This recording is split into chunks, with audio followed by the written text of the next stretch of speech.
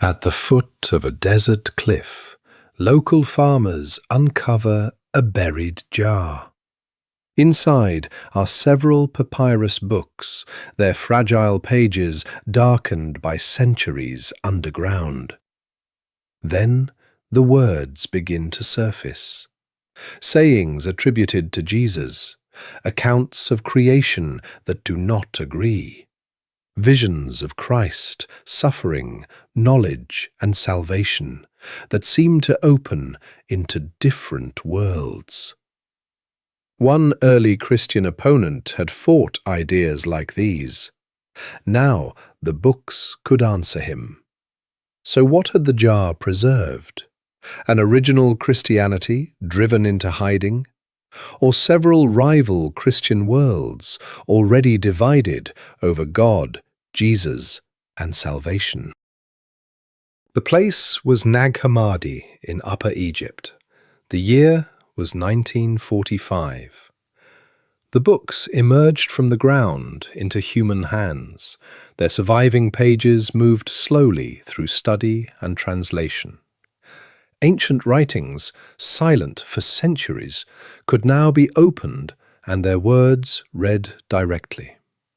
They would become famous as the Nag Hammadi Codices, and many of their pages would be grouped under the label Gnostic Gospels.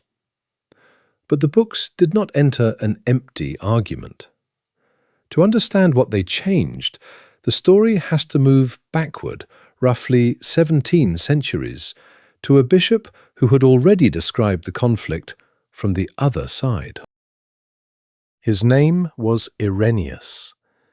In the late 2nd century, he wrote an attack on teachings he called knowledge falsely so called.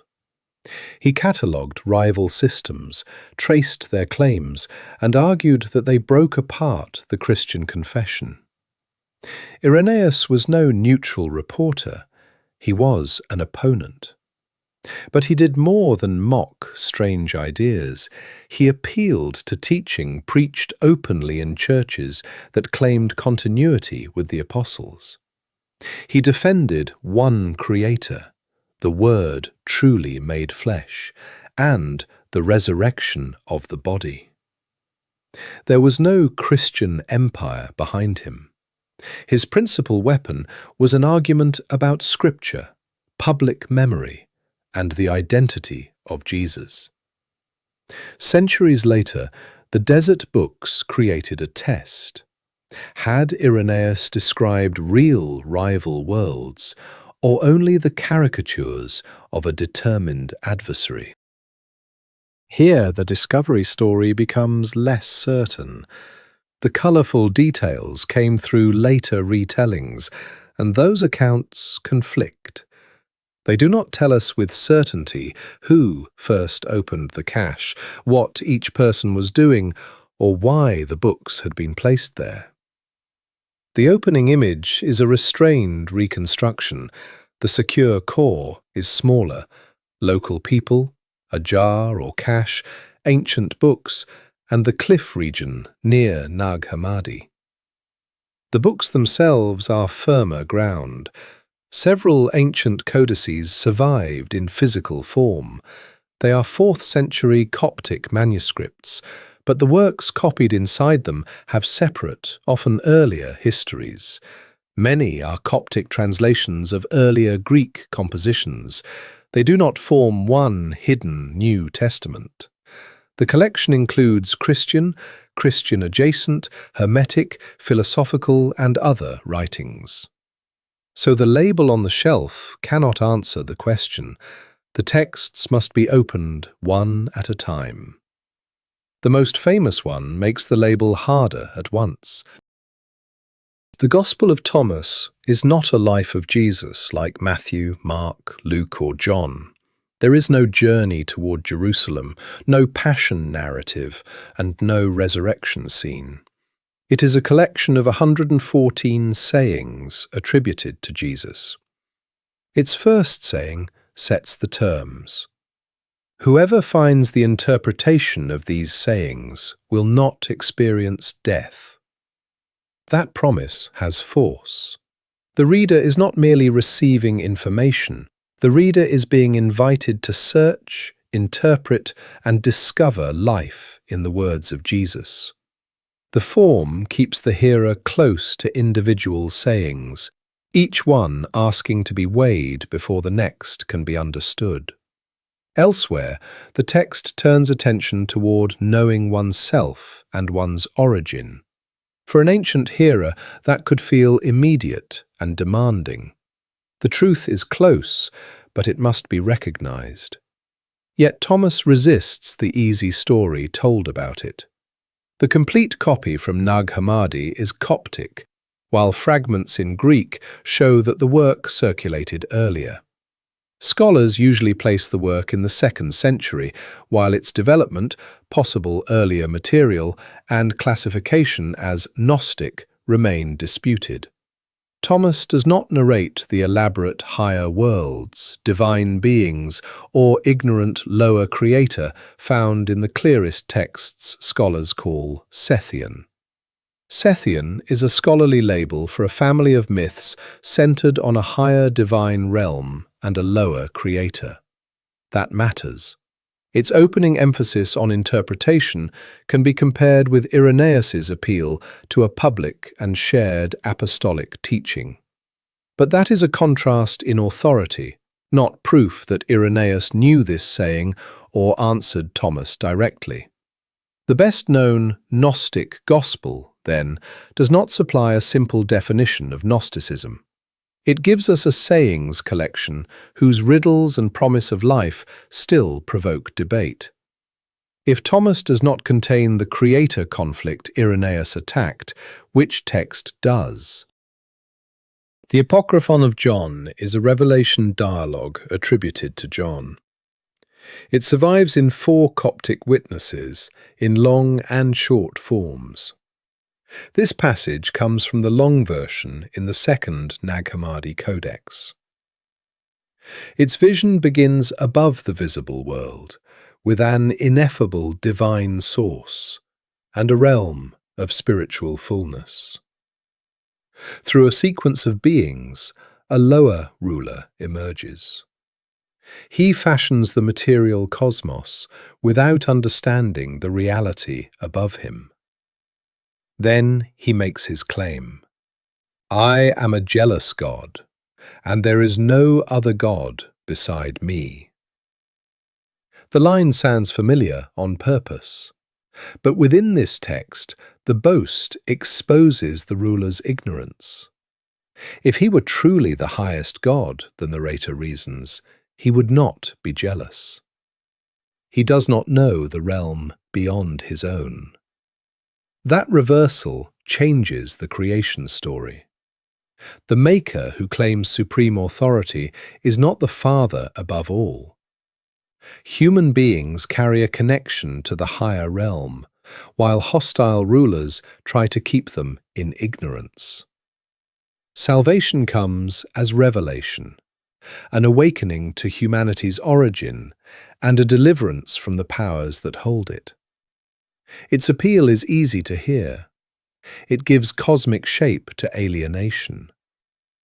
The world feels disordered because, in this account, its ruler is disordered. Suffering and estrangement do not have the last word because the human story begins higher than the powers governing visible life. Now Irenaeus can be tested. In the first book of Against Heresies, he describes a Barbello-centered system with a lower ruler who acts in ignorance of the divine world above him. The surviving Apocryphon of John does not prove that Irenaeus held this exact version, and his report remains polemical. But the broad architecture is unmistakably similar. On this central point, he did not invent the conflict. A direct text divides the highest God from the maker of the world and makes saving knowledge the path beyond that maker's rule. But this is one such Sethian work. It cannot speak for every book in the jar. The next text sounds less like alien cosmology and more like a Christian meditation. The work called the Gospel of Truth is not a narrative gospel either. It is an anonymous meditation, commonly associated with Valentinian Christianity, and usually dated to the middle or later 2nd century. We cannot securely say Valentinus wrote it. Its world is shaped by ignorance, error, anguish, and forgetfulness. Yet its tone is not cold or merely speculative. It speaks of the Father, the Son, grace, calling, rest, and healing. Christ reveals the Father, and those trapped in ignorance wake as if from a troubled sleep. One brief line catches the movement. The knowledge of the Father they value as the dawn. That image deserves to be heard fairly. Dawn does not merely hand someone a secret fact. It ends a night of fear. In this text, knowledge restores identity and draws the lost toward the Father. Its appeal is pastoral as well as intellectual. It offers release from confusion without sounding like a manual of escape. Its emotional world moves toward recovery and rest. And that makes the comparison harder. The Gospel of Truth does not retell the lower creator drama of the Apocryphon of John. It uses recognizably Christian language and places the Saviour at the center. The sharpest contrast with Irenaeus is therefore not a crude choice between Christianity and an obviously foreign myth. It concerns the story carried by familiar words. For Irenaeus, salvation joins the one Creator's work to the Word's real incarnation and the redemption of embodied creation. Here, the controlling movement is from ignorance to knowledge, from nightmare to awakening, from estrangement to return. The vocabulary can sound close. The underlying accounts of salvation can still pull in different directions. So what, positively, was Irenaeus trying to preserve? Irenaeus answered with one connected story. The God proclaimed by Jesus is the Creator, not a higher stranger rescuing souls from another maker's world. The Word, through whom creation came to be, entered that creation. Jesus did not pass through human life as an appearance. He took flesh, suffered, died, and rose. For Irenaeus, salvation could not mean escape from the Creator's mistake, because creation was not a mistake. It meant the Creator healing his work. Christ gathered the human story into himself, answering Adam's disobedience with obedience, and carrying embodied humanity toward resurrection. That is why these disputes could not be reduced to preferences about spiritual language. Change the identity of the Creator, and the story of Jesus changes. Change the reality of the Incarnation, and the cross changes. Turn resurrection into awakening alone, and the future of the body changes. Irenaeus gave that public claim a compact line of its own.